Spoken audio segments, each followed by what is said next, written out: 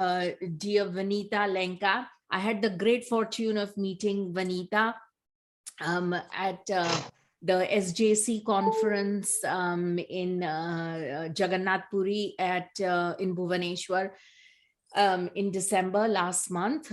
It was absolutely fantastic. You know, we shared the Mahaprasad and she delightful and yes, so she, as some of you know, her specialty, I don't know what she's surprised she has for us today, but she does very fond of her nakshatras. I myself am very detailed, very fond of her detailed work on nakshatras. And so yeah, over to you, Vanita. Thank you very much for your patience and bearing up with all the long session. Thank you. So, thank you so much, Sonal. Thank you so much for your kind words. And I heard what Paul just mentioned. Hi, Paul. Hi, Gordon. I know few names, and I think Raju. So yeah, thanks so much for having me over. This is a privilege and an honor. And to start with, I just want to propitiate Lord Ganesha, our very own Ganu. So let's just chant Om Ganganapataye Namaha. Om Ganganapataye Namaha. Om Ganganapataye Namaha. Om Shanti, Shanti, Shanti. May there be peace. There's always a silver lining, I feel, always a protection. Whatever negativity is there, there is always a grace. So I'm going to be sharing a presentation that I've made for you guys. So this is what we are doing here. We have to look at the bigger picture now. What exactly is that we are heading to? So here we go. I'm going to be talking about the transits in general. See, I just chanted as Om Gang. I wanted to tell you why, because you see, it's not Gam, it's Gang. Because the G starts from the navel and then it goes up. So that's Brahma, is Vishnu, and this is Shiva. So when you chant Ma in the end, it is just the Shiva that you're propitiating. But when you chant from the navel, that is Gang. So it comes from the navel and then you go up. And all the three trinity you just consider. So I'm going to be talking about Saturn a bit, and then I'll be moving on further to the other planets also.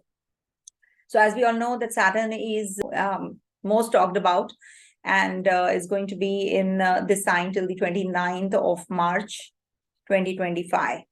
So it's going to be a Sadasati phase for Capricorn, Aquarius, Pisces, and Kantaka, Shani, or the Dhaya for the Scorpio and Cancer, because it's going to be in the 4th and the 8th houses for these people. So Saturn return is for Aquarius. So if you have a Saturn in Aquarius, so that is your Saturn return. So Sadasati, basically, you don't have to just see and say that, oh, it's completely gone, for 2.5 years, you're doomed and nothing is coming your way and you have to struggle. People are, as they are dreading. So how you have to check that is, what I do is, and I have researched over a period of time that it works a lot on D12 chart because it's the equal distribution of D1. So when you will see Saturn transiting through a particular zone in D12 chart, so it will trigger the event only at that time. Suppose it is there for 2 months or 3 months time in a particular zone. So that particular house's significations will suffer, or you will have to go through that. So it is not that it is going to give you only negative results all through or positive results all through, because 3, 6, 11 people will say it's a good transit for us. It is not going to be that bad.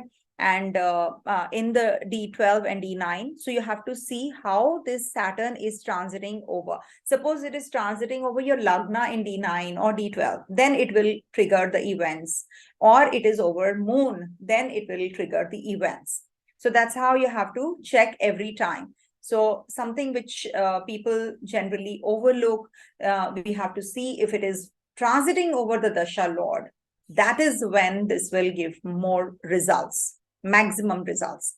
And Saturn return is, of course, after 29 and a half years, this happens. Every 29 and a half years, it will be coming to the same spot.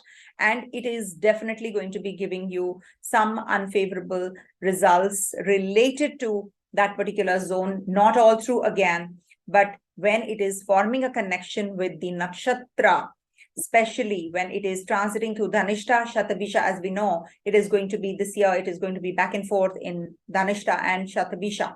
So you have to see where is your Mars in the natal chart. If Mars is well positioned, nothing to worry. This Saturn is not going to trouble you at all. If your Rahu is well positioned, you don't have to worry of Saturn's ingress in Shatabhisha transit. So this is how you have to see, and not completely write off this Saturn's ingress, because Saturn, everybody dreads a lot. Saturn is going to be with 3 planets this year, that is Venus, Sun, and Mercury, one by one. And then it is going to be a lonely planet. And then all the planets will be in Rahu Ketu axis, which others may call Kalsarpa, but I call it Rahu Ketu axis, because only Saturn will be out after the mid of this year.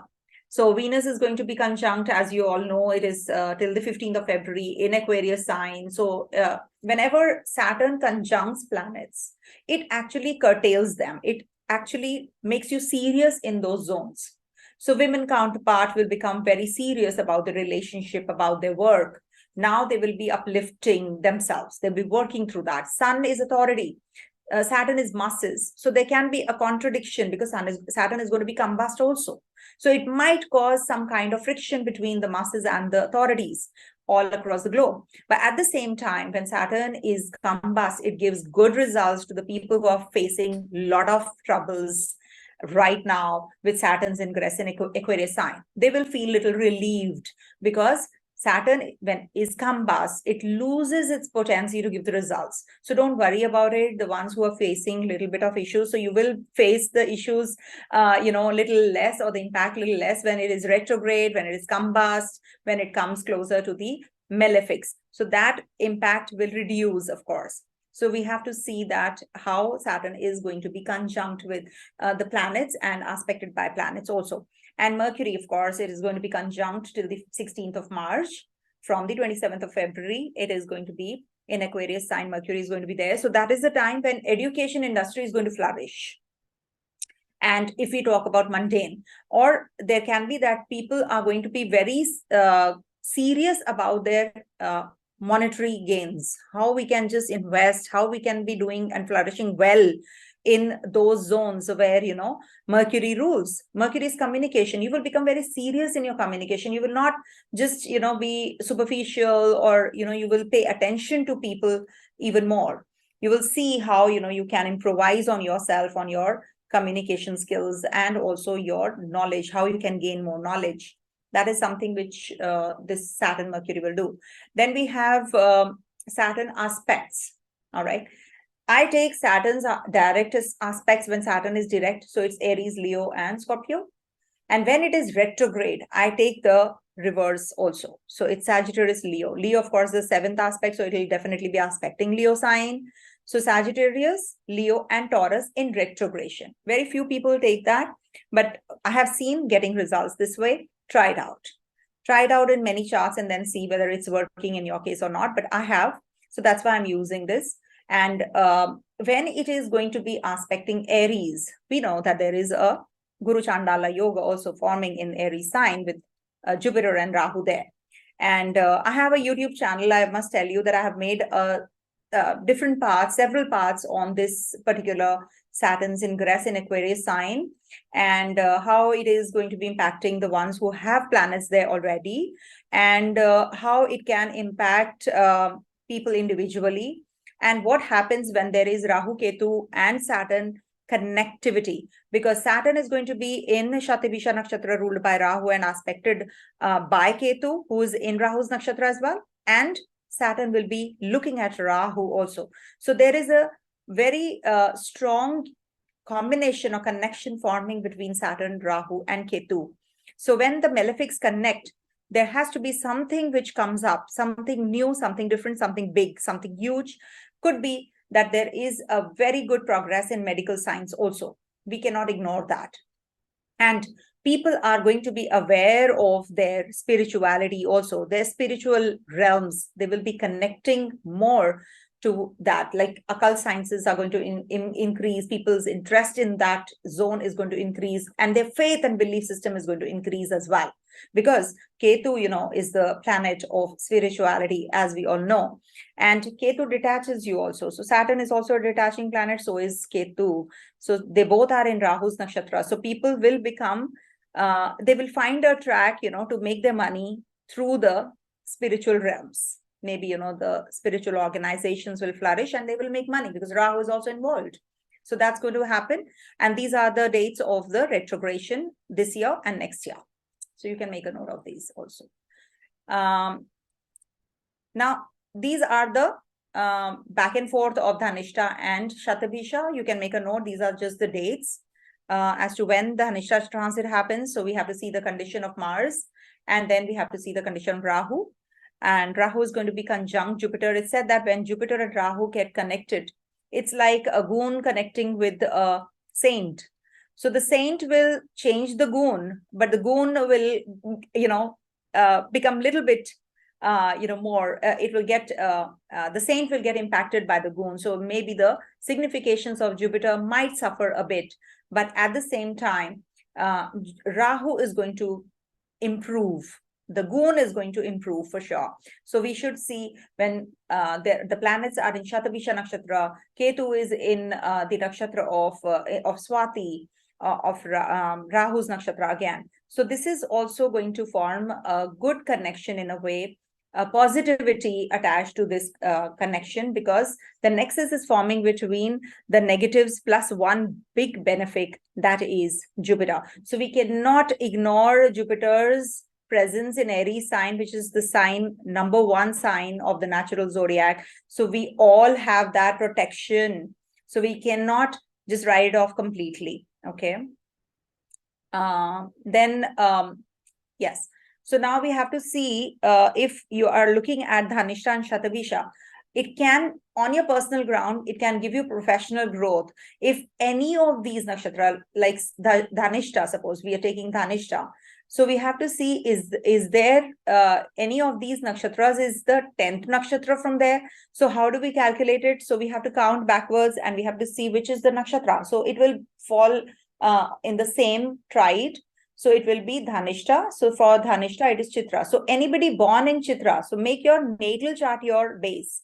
So anybody born in Chitra or any planet in Chitra, so this Dhanishta transit of Saturn is going to be very beneficial for that person.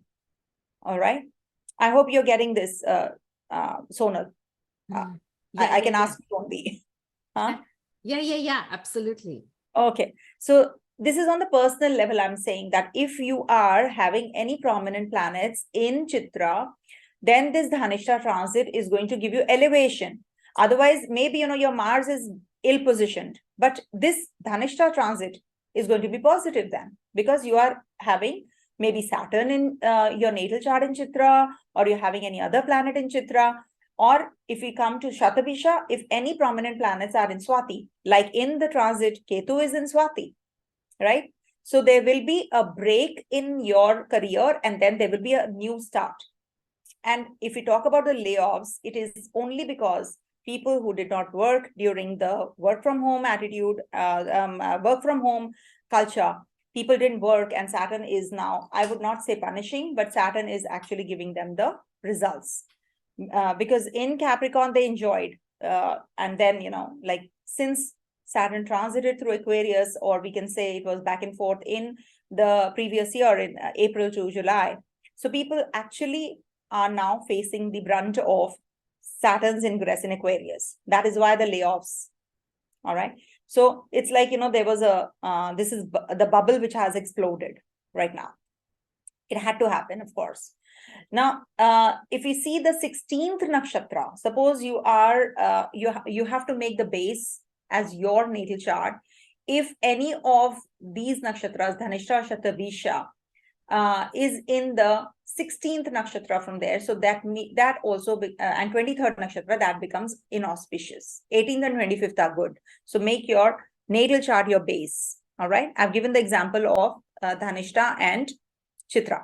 Now, this is the Tara Chakra that I use a lot, and it works wonders. If you want to use it, just see the prominent planets also, or maybe your Dasha Lord when you were born. I see from all angles though, but let's not get into it. It'll become a little difficult. So let's see if you're born under a particular Dasha. So see if the planets are ingressing in these nakshatras. These are the lords I've just mentioned, not the nakshatras. So if they are transiting through these, then it is not a favorable time. So if you are born in Ketu Dasha, then Sun, Mars, and Jupiter Dashas are not going to be that favorable, or any transit in these nakshatras are also not going to be favorable. All right. Suppose Jupiter is going to be transiting Revati. Okay. So Sun's nakshatra, Mars nakshatra, and Jupiter's nakshatra born people will face the negative impact of that transit of Jupiter in Revati. Let's do the Dhanishta. Now, suppose Saturn is in Dhanishta. Okay. So let's see where is which nakshatra born people will not face the best of the results. So Ketu, the ones who are born in Ketu, the ones who are born in Sun, and the ones who are born in the Saturn's nakshatra. So these people will not like this, or maybe they will not feel the kind of results they're expecting with this Saturn's ingress in Dhanishta. Okay. So that's how you have to see. Because as you can see, Ketu, Mars is nakshatra. Got it? So that's how you have to check. You have to give some time to this, because this is Tara Chakra, and these are the 3rd, 5th, and 7th nakshatras. So they will not be giving good results. All right. Now, you see, I use, being a student of Dr. Ken Rao, I use the double transit a lot. Now, as per this, the double transit is going to be taking place in Scorpio from 17th of January till 22nd of April, because Saturn and Jupiter both will be aspecting Scorpio sign simultaneously. So anybody who is waiting for any kind of event related to Scorpio sign, wherever your Scorpio sign is in the horoscope, that will trigger up. So like in the Chatra Shukla Paksha UK chart, 4th house is getting active, where Jupiter and Saturn will be aspecting, correct? So 4th house will be having the aspect of this double transit, and related to the 4th house matters will trigger anything related to 4th house. Now that you have to just go and see the mundane thing, what all are signified by the 4th house, and that will trigger. Aries and Leo from the 22nd April onwards till the end of the year, because Jupiter will be ingressing in the sign of Aries, and Saturn will also be aspecting Aries, and Leo. Both will be aspecting Leo signs also. Jupiter will be looking at Leo from Aries, and Saturn is already looking at Leo sign. So when the double transit happens, this is going to be a very strong period. Must make a note from the 22nd of April onwards. This is going to trigger. So as per the Chaitra Shukla Paksha chart of what Paul had put up, so we have Aries, your 9th house, and we have Leo, your Lagna. So that means it is going to be actually triggering the events related to religion, related to the economy also. It's going to actually trigger towards positive also, I would say, because double transit is very essential. Jupiter's ingress, I'm going to be quickly taking you through. Jupiter is going to be in Pisces till 22nd of April, and these are the conjunctions. I don't have to get into the details. And Jupiter will be transiting Aries, and these are the conjunctions. This is basically, for you and your viewers, I've made so that, the dates you can make a note of, and it's handy, and I keep doing the videos from time and again, so it's pointless to do each and everything in detail in such a short time, right? Yeah, makes sense. Yeah, absolutely. So as so as a Scorpio Lagna, I have to watch out till April 22nd. Yeah. But it's good for you, Sonal. It's good for you. Okay. It's good for you because you will be actually, anything which is stuck for you, Now you will see that blocked energy opening up. You will learn a lot. You will now learn a lot. This is the time for you to actually explore the under realms of life. See, look at the positive aspects always. I have always got a positive bias. There are negatives also, undoubtedly. I speak about the negatives as well. I'm considered to be a very blunt astrologer because I speak the truth and people don't like it. But there are two aspects to the coin, always two aspects, two sides. So we must consider both and the positive little up, right? So you are going to be doing well. Don't worry about that. You yourself will come back and tell me, I'm sure. Okay. Okay. So now this is the Jupiter's Nakshatra movement, and it's very important because, you know, it is going to be in Gandanta Nakshatras. So it is going to be in Gandanta from 24th. See, it's somewhere I've mentioned in my video, actually, I forgot to mention here how long is the Gandanta transit. But that's a very important time because Gandanta is the time when you will feel the difference. You will make the difference towards the society because it's Revati to Ashwini. So Revati is ruled by Mercury. Mercury is very worldly and Ketu is very, very spiritual. That's why the transition. So you become suddenly very, introvert, or maybe you want to look at everything in a very different perspective. So now you have seen the world. Now you want to see what is the world inside you. That is why it's a Gandanta. I call it a junction point, like you're changing the metro, you know, a subway. So you're just, you know, how is it? It's so much of hustle and bustle. Suddenly, you know, there is a peace and silence when you board the train, you know, the other train. You deboarded from one train, or you have to rush. There's so much of hustle and bustle, and suddenly you are at peace, at calm. Oh, I've reached, you know, in the other train. But the journey is not over. You're in the train, but you have to reach somewhere else. But it is like a transition from one train to another. So that is the station you're at. That is what is the Gandanta point. So that's how you have to see where you want to go. You're directionless. Maybe, you know, you're going in for the first time this way. So you have to find your direction, and it is the Revati to Ashwini time. All right. So that is going to be for Jupiter also, for Rahu also, because Rahu will also be in the Gandanta zone. Mercury will be in the Gandanta zone. Sun will be in Gandanta zone one by one. So the inner planets definitely will be. Even Venus is going to be in Gandanta, you know, after it gets exalted and gets into the Aries sign. So we have to see all the Gandanta positions of the planets, but it actually matters the most for the people who are born with Gandanta. And then they have to propitiate some gods, and they on the 27th day, and they have to do some rituals so that they don't feel or they don't suffer as much. Okay. It said that, you know, people who actually are born under Gandanta, people talk that they are short-lived, or the father is short-lived, mother, all the myths. So it's just that they have little, they are special. I feel they are special because they have they go through a lot, and then suddenly they get that peace. They suddenly get that peace. So I put them on the upper stature always. I feel that they are the best, the Gandanta babies.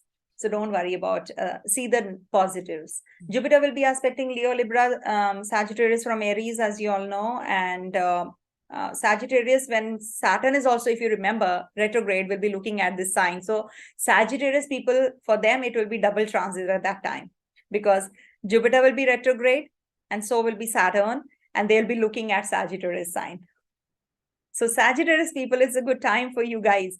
Whatever the blocked energies, I always say, will open up when there is double transit. It is a very powerful phenomena. I've used it in my personal readings.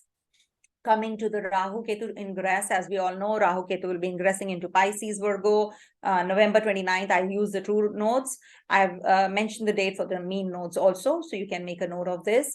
And Rahu will be transiting through Ashwini Nakshatra, which is ruled by Ketu. There's an exchange between Rahu and Ketu's Nakshatras, which is very important. It's a closure time now. Every 9 years, there is an inverse return of Rahu Ketu. So that is why the cycle changes every 9 years. If you have experienced anything that you have to start or you have to end, you will see that is happening every 9 years. Go back and see what happened 9 years back. Now, Rahu and Ketu Nakshatra transit, of course, how can we leave out on that? We have to consider that also as a closure time. Maybe, the materialistic you will become spiritual you, and the spiritual you becomes the material you. So this is like a culmination in time, and it is going to be giving you that opportunity to explore the outer and the inner realms. Now is the time to come to a conclusion. It's like a conclusive stage for you. Please make a note of the dates. You will get them everywhere, but it's handy, so that's why I've mentioned everything in a consolidated way. 4 eclipses, as you all know, are going to be happening in Ashwini, Vishakha, Chitra, and Ashwini. So these people, especially if you have prominent planets, see, as you mentioned rightly, that I look at the nakshatras very carefully. So that is why these are the nakshatras which are the Akarant nakshatras. Akarant means attacked. Okay. So when especially when there is an eclipse happening in these nakshatras, any of the nakshatras, when it happens in general, the phenomena is Akarant, they are attacked. So why do we use nakshatras? We use nakshatras to pick and choose the auspicious timing. That is why nakshatras are so important. So any auspicious tasks, we should not use these nakshatras at any cost. Travel, marriage, any kind of rituals, annaprashan, or anything.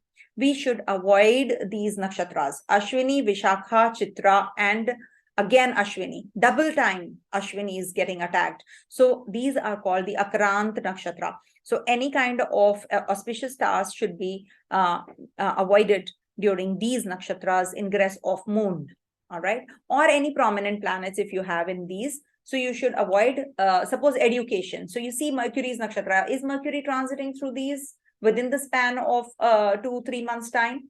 So avoid, okay? So that's one more example apart from moon's ingress, all right?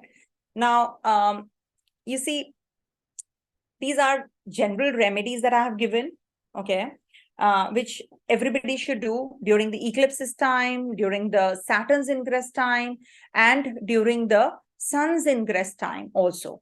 Sun Sankranti, whenever Sun is changing signs. One should worship Lord Vishnu, recite Gayatri Mantra, Aditya Hridaya Stotram, and also, these are good remedies if you do, if you have weak Saturn, and if you have Mercury, speech-related issues, then you should chant Ganesha chants.